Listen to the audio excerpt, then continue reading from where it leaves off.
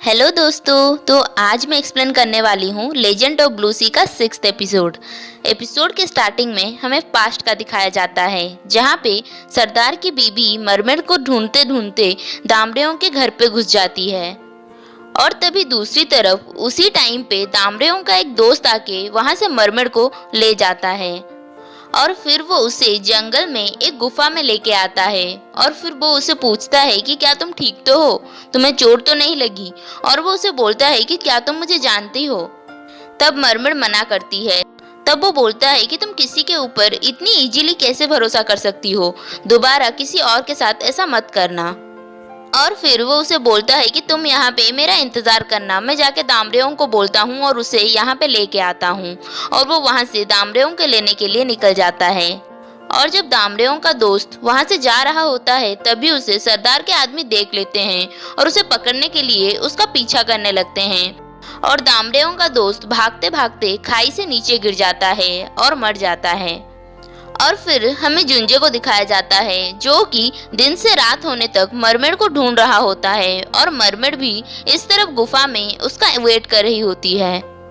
फिर हमें प्रेजेंट में दिखाया जाता है, जहाँ पे जुंजे नामसम टावर के नीचे मरमेड सिमचियोन का इंतजार कर रहा होता है, पर सिमचियोन वहाँ पे नहीं आती। और फिर जुंजे वहां से जा रहा होता है, तभी उसे रास्ते पे वही पम्पलेट पड़ा हुआ दिखता है जो कि मरमेड बेच रही थी। और फिर वो वहां पे एक फोन देखता है और चेक करने से उसे पता चलता है कि ये फोन सिमचियोंग का ही है। और ये देख के वो बहुत डर जाता है और सोचता है कि पता नहीं उसके साथ क्या हो गया। दूसरी तरफ जुंजे का भाई मरमेड को हॉस्पिटल में एडमिट करवाता है और मरमेड के पास भी कोई आईडी और कुछ भी नहीं होता है, इसीलिए हॉस्पिटल स्टाफ भी मरमेड के बारे में कुछ पता नहीं लगा पाते। इस तरफ जुंजे पुलिस स्टेशन में कॉल करके आज रात में हुए सारे एक्सीडेंट के बारे में पूछने लगता है। तब पुलिस बोलते हैं कि आज रात बर्फबारी के वजह से बहुत सारे एक्सीडेंट हुए हैं, इसीलिए हम आपको इतनी इजीली नहीं बता पाएंगे। इसीलिए अच्छा यही होगा कि आप जाके कुछ नज़दीकी हॉस्पिटल में चेक करें, तब आपको कुछ ना कुछ पता लग जाएगा। जिसके बाद जुंजे पागलों की तरह बहुत सारे हॉस्पिटल जाके सिमचियों को ढूंढने लगता है। नेक्स्ट सीन में जब जुंजे के डैड की सेक्रेटरी जुंजे की डैड की टाई लेने के लिए उनके घर जाता है, तब वहां पे उनकी दूसरी बीबी उसके बिना कहे उन्हें लाके टाई दे देती है, जिसे देख उन्हें थोड़ा अजीब लगता है। और वो उससे पूछता है कि सर ने आपको कॉल करके बताया था। तब जुंजे की स्टेप मदर उसे झूठ बोल देती है और बोलती है कि हाँ, उन्होंने मुझे अभी अभी कॉल किया था। और जब सेक्रेटरी जुंजे के डैड को उनका टाई ला के देता है, तब उसके डैड बोलते हैं मैं तो आज उसे बताना ही भूल गया कि मैं मेरे दोस्त के फ्यूनरल में जा रहा हूँ, इसीलिए मैं आज उसके साथ डिनर नहीं कर पाऊंगा। और ये सुन सेक्रेटरी को जुंजे के स्टेप मदर के ऊपर बहुत डाउट होने लगता है। और फिर जुंजे के डैड एक हॉस्पिटल में आते हैं और तभी उस हॉस्पिटल में जुंजे भी आता है और सिमचियोन को हर जगह ढूंढने लगता है। और फिर वो फाइनली मरमेड को ढूंढ लेता है और मरमेड उस बेड में बेहोश पड़ी हुई होती है। और फिर जब जुंजे जाके मरमेड को चेक करता है, तब मरमेड का बॉडी टेम्परेचर बहुत लो हो गया होता है और ये देख के वो बहुत डर जाता है और डॉक्टर को बुलाता है। और जब डॉक्टर आके चेक करते हैं, तब वो भी शॉक हो जाते हैं कि ऐसे कैसे अचानक से किसी की बॉडी टेम्परेचर इतनी लो हो सकती है। और फिर डॉक्टर्स मरमेड को शॉक ट्रीटमेंट देते हैं, पर उससे कोई फायदा नहीं होता है। मॉनिटर पे मरमेड की हार्ट बीट शो नहीं करता है, जिसे देख जुंजे मरमेड का हाथ पकड़ के रोने लगता है। और तभी मरमेड अपनी आंखें खोलती है और बोलती है कि मैंने अभी अभी एक सपना देखा जिसमें तुमने ऐसे ही मेरा हाथ पकड़ा था और मेरा जान बचा लिया था। और इस तरफ डॉक्टर ये सब देख के शॉक हो जाते हैं और वो सब बाकी टेस्ट करवाने के लिए बोलते हैं। जिसके बाद जुंजे नामदू को कॉल करता है और उसे सिमचियोंग के सारे कंडीशन के बारे में बताता है और उसे जल्दी से सिमचियोंग के नाम पे एक नकली आईडी बना के हॉस्पिटल लेके आने को बोलता है। और सिमचियोंग के बारे में सुन के नामदू और तेहू भी बहुत परेशान हो जाते हैं और वो हॉस्पिटल के लिए जल्दी से निकलते हैं। हॉस्पिटल में मरमेड की हालत बहुत जल्दी ठीक हो जाती है और फिर मरमेड वहाँ पे बहुत खुश हो रही होती है, क्योंकि जुंजे उसके लिए बहुत फिक्र कर रहा था और उसके लिए बहुत परेशान था। और फिर वो जुंजे को पूछती है कि क्या तुम मेरे लिए बहुत परेशान थे। तुम्हें मेरी बहुत फिक्र है ना, इसीलिए तुमने मेरा हाथ पकड़ा था। तब जुंजे मना कर देता है और बोलता है कि फिक्र और फिर तुम्हारी मैं क्यों करूँगा। और फिर वो उसे डांटने लगता है ये बोल के कि तुम्हें तो इतनी बड़ी गाड़ी भी नहीं दिखती है और तुम्हें रोड क्रॉस करना नहीं आता है, तो तुम रोड क्रॉस क्यों की। और तभी वहाँ पे नामदू और तेहू आ जाते हैं और वो जुंजे पे गुस्सा करने लगते हैं और बोलते हैं कि ये सब तुम्हारे वजह से ही हुआ है। अगर तुम इसे घर से बाहर नहीं निकालते तो आज उसका हालत ऐसा नहीं होता। अगले सीन में पुलिस जुंजे के भाई के साथ बात कर रहे होते हैं और वो उसे बोलते हैं कि तुम ड्रिंक और ड्राइव नहीं कर रहे थे और पेशेंट को भी ज़्यादा कुछ नहीं हुआ है, इसीलिए तुम्हारे ऊपर कोई केस नहीं होगा, पर फिर भी तुम उस पेशेंट के फैमिली के साथ बात करके बाकी सब बातें सॉर्ट आउट कर दो। और तभी वहाँ पे जुंजे आ जाता है और फिर वो दोनों अकेले में बात करने जाते हैं। और वहाँ पे जुंजे बोलता है कि तुमने अपने लाइफ में कभी भी कोई अच्छा काम नहीं किया है और ये भी तुमने जानबूझ के किया होगा। तब उसका भाई बोलता है कि मैंने ये जानबूझ के नहीं किया है, बल्कि मैं उसे जानता ही नहीं हूँ, मैं ऐसा क्यों करूँगा। वो सडनली मेरे कार के सामने आ गई, इसीलिए ये सब हो गया। और तब जुंजे अपना फ्लैशबैक याद करता है जब जुंजे के भाई ने उसके फैमिली का फोटो तोड़ दिया था और फिर वो उसके पापा के सामने नाटक करने लगता है ये बोल के कि मैंने ये जानबूझ के नहीं किया है, ये मुझसे गलती से हो गया।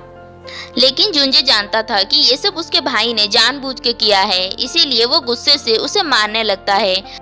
तब जुंजे के पापा जुंजे पे ही गुस्सा करने लगते हैं और उसके भाई को वहाँ से ले जाते हैं।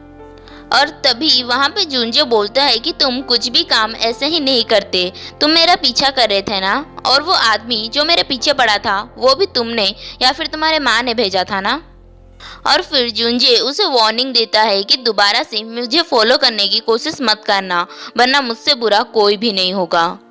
और बाद में जुंजे के डैड उनके सौतेले बेटे को हॉस्पिटल से लेने आते हैं और ये सब जुंजे दूर से खड़ा होकर देख रहा होता है और तभी वो सेक्रेटरी जुंजे को देख लेता है। नेक्स्ट सीन में मरमेड को आईसीयू से नॉर्मल वार्ड में शिफ्ट किया जाता है और रात में जब सारे पेशेंट को खाना दिया जाता है तब मरमेड को वहाँ पे खाना नहीं दिया जाता है और बोला जाता है कि तुम्हारा कल सर्जरी है, इसीलिए तुम्हें खाली पेट रहना है।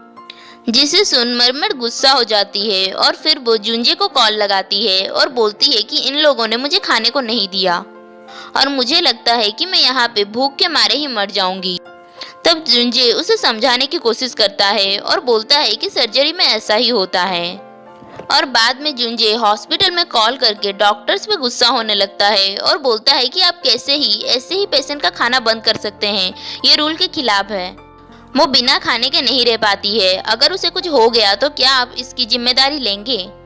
जिसके बाद हॉस्पिटल में मरमेड को खाने के लिए दिया जाता है, जिसे देख मरमेड बहुत खुश हो जाती है और वो हंसते हंसते खाने लगती है। और ये सब जुंजे वार्ड के बाहर खड़ा होकर देख रहा होता है और मुस्कुरा रहा होता है। और जब जुंजे वहाँ से जा रहा होता है तभी वहाँ पे वही सेक्रेटरी उससे मिलने आता है और फिर वो दोनों जाके बातें करते हैं। तब वो सेक्रेटरी उसे जल्दी से घर वापस आने के लिए बोलता है और बोलता है कि तुम्हारे पापा को उनकी गलती का एहसास हो गया है और वो तुम्हें बहुत याद करते हैं, इसीलिए तुम जल्दी से आ जाओ, वो तुम्हें ढूंढने की कोशिश भी कर रहे हैं। और उनकी सारी बातें पीछे बैठा मादा योंग सुन रहा होता है। नेक्स्ट सीन में नामदू चासिहा से मिलने जाता है और वो उसे बताता है कि कैसे सिमचियोंग इतने घायल होने के बावजूद कितने जल्दी ठीक हो गई। और उसमें कुछ तो अजीब है, वो शायद नॉर्मल इंसान नहीं है क्योंकि वो जैसे बिहेव करती है वैसा सबसे अजीब है। और ये सब सुन चासिहा भी हैरान हो रही होती है। मरमेड हॉस्पिटल के बाहर होती है और तभी वो हॉस्पिटल के सामने एक औरत को देखती है जो कि अपनी बेटी के मौत का जिम्मेदार उस हॉस्पिटल के डॉक्टर्स को दे रही होती है और वो अपनी बेटी को इंसाफ दिलाने के लिए वहाँ पे खड़ी होती है। और तभी वहाँ पे उस हॉस्पिटल का डायरेक्टर आता है और वो डायरेक्टर वहाँ के सिक्योरिटी को लात मारने लगता है और बोलता है कि मैंने तुमसे कहा था ना कि तुम जितनी जल्दी हो सके इस औरत को यहाँ से हटवा दो, तुमसे तुम्हारी नौकरी ढंग से नहीं होती, मुझे लगता है कि तुम्हें तुम्हारी नौकरी प्यारा नहीं है। और ये सब देख मरमेड को बहुत गुस्सा आ जाता है और वो दौड़ के जाके उस डायरेक्टर को एक फ्लाइंग किक देती है जिसकी वजह से वो दूर जाके गिर जाता है। नेक्स्ट सीन में हम उस डायरेक्टर को देखते हैं जिसकी आंखों के पास बहुत ज़्यादा चोट आया हुआ होता है और वहाँ पे उस हॉस्पिटल के डॉक्टर और मरमर भी बैठी हुई होती है। और वहाँ पे वो डायरेक्टर डॉक्टर को बोलता है कि आपने तो इसका पैर फ्रैक्चर है ऐसा रिपोर्ट निकलवाया है, लेकिन कैसे कोई फ्रैक्चर पैर वाला ऐसे किक मार सकता है। जरूर इसके पीछे कुछ ना कुछ गड़बड़ी तो है, इसका मैं जरूर पता लगाऊंगा और मैं इस पे जरूर केस करूंगा और इसे जेल भेज के ही रहूंगा। तब मरमेड डॉक्टर को बोलती है कि जेल का खाना बहुत अच्छा होता है, इसीलिए मुझे कोई प्रॉब्लम नहीं है। और फिर जब मरमेड वहाँ से बाहर आती है तब वहाँ वो औरत उसका इंतज़ार कर रही होती है और फिर वो उससे बातें करती है और वो बोलती है कि मेरी बेटी बहुत अच्छी थी और उसने कभी भी किसी के बारे में कभी बुरा नहीं सोचा है, पर पता नहीं भगवान ने उसके साथ ही ऐसा क्यों किया। डॉक्टर्स ने ऑपरेशन करते वक्त ज़रूर कुछ गलती की जिसके वजह से मेरी बेटी आज मेरे साथ नहीं है, इसीलिए मैं मेरी बेटी को इंसाफ दिलाना चाहती हूँ। तब वहाँ पे मरमेड बोलती है कि मैं आपको एक सीक्रेट बात बताऊं और अगर आप चाहें तो मैं आपकी बेटी की सारी यादें मिटा सकती हूँ, क्योंकि उन यादों के वजह से आपको बहुत तकलीफ हो रही है और आप रो रहे हैं। तब वो औरत साफ साफ मना कर देती है और बोलती है कि मुझे कितनी भी तकलीफ क्यों ना हो, मैं मरते दम तक अपनी बेटी की सारी यादें मेरे साथ रखूंगी और मैं उसे किसी भी कीमत में नहीं भूल सकती। इस तरफ जुंजे, नामदू और तेहू बैठ के सिमचियोन के फ्लाइंग किक वाले फुटेज को देखते हैं और वो सब ये देख के शॉक हो जाते हैं कि कोई अपने फ्रैक्चर पैर पे ऐसा कैसे कर सकता है। और तब जुंजे बोलता है कि वो इंसान तो ये डिजर्व करता है, चलो हम उसे अपने स्टाइल में सबक सिखाते हैं। जिसके बाद वो सब प्लान करते हैं कि कुछ दिनों बाद उस हॉस्पिटल के चेयरमैन का बेटा कोरिया वापस आ रहा है और वो वहाँ पे हॉस्पिटल विजिट करने के लिए आएगा कुछ। और तभी जुंजे अपना लुक चेंज करके उस हॉस्पिटल में जाता है, जिसे देख सब उसे चेयरमैन का बेटा समझने लगते हैं। और जुंजे उस डायरेक्टर से बहुत चालाकी से उसका फोन मांग लेता है, जिसे वो तेहू को दे देता है, जिससे तेहू उसके फोन से सारे पासवर्ड क्रैक कर लेता है और वो उस डायरेक्टर के कंप्यूटर से उसके सारे रिकॉर्ड्स निकाल देता है, जिसमें उसके बहुत सारे गलत काम के और बहुत सारे रिश्वत के फाइल होते हैं। जिसके बाद जुंजे उस डायरेक्टर को बताता है कि हम किसी चेयरमैन के बेटे नहीं हैं और फिर वो उसे धमकी देते हैं कि तुम्हारे सारे काले करतूत का फाइल हमारे पास आ गया है, इसीलिए हम जो बोलते हैं अगर तुम नहीं करोगे तब हम ये सब मीडिया में लीक कर देंगे। और फिर वो उसे सिमचियों के ऊपर लगाए सारे केस को हटवाने को बोलते हैं और उसे नीचे खड़े उस औरत को जाके माफी मांगने को बोलते हैं और वो डायरेक्टर ठीक वैसा ही करता है। और ये सब जुंजे और तेहू खड़ा होकर देख रहे होते हैं, पर फिर भी वो उस डायरेक्टर के सारे फाइल्स पुलिस को सेंड कर देते हैं। अगले सीन में डॉक्टर मरमेड को हॉस्पिटल से डिस्चार्ज कर देते हैं, जिसे सुन मरमेड परेशान हो जाती है और बोलती है कि क्या मैंने कोई गलती कर दी, आप लोग मुझे यहाँ से क्यों निकाल रहे हो, मेरा तो कोई घर ही नहीं है, अब मैं कहाँ जाऊँगी। तभी वहाँ पे जुंजे आ जाता है और मरमेड को उसके साथ अपने घर चलने को बोलता है, जिससे सुन मरमेड बहुत खुश हो जाती है और फिर वो दोनों साथ में घर जाते हैं। घर जाते वक्त मरमेड जुंजे को पूछती है कि पहली बर्बारी कब होगी, मैं उसका बहुत इंतजार कर रही हूँ। तब जुंजे बोलता है कि यहाँ पे तो पहली बर्बारी हो चुकी है, अब अगले साल ही होगी। जिससे मरमेड उदास हो जाती है और बोलती है कि पता नहीं कि मैं अगले साल कहाँ पे होंगी, यहाँ पे तो नहीं हो सकती। तब जुंजे उसे बोलता है कि क्या तुम्हें सच में स्नोफॉल देखना है, तो चलो मुझे एक जगह पता है जहाँ पे अभी तक स्नोफॉल खत्म नहीं हुआ होगा, मैं तुम्हें वहाँ पे लेके चलता हूँ। नेक्स्ट सीन में कार के अंदर जुंजे के डैड और उनके सेक्रेटरी बात कर रहे होते हैं। तब उनका सेक्रेटरी उन्हें बताता है कि मैं आज जुंजे से मिला और मैंने उसे बताया कि आप उसे कितना याद करते हैं और आप उससे मिलना चाहते हैं, और मैंने उसे घर लौटने के लिए बहुत मनाया। और ये सब जुंजे की स्टेप मदर घर पे बैठ के सुन रही होती है।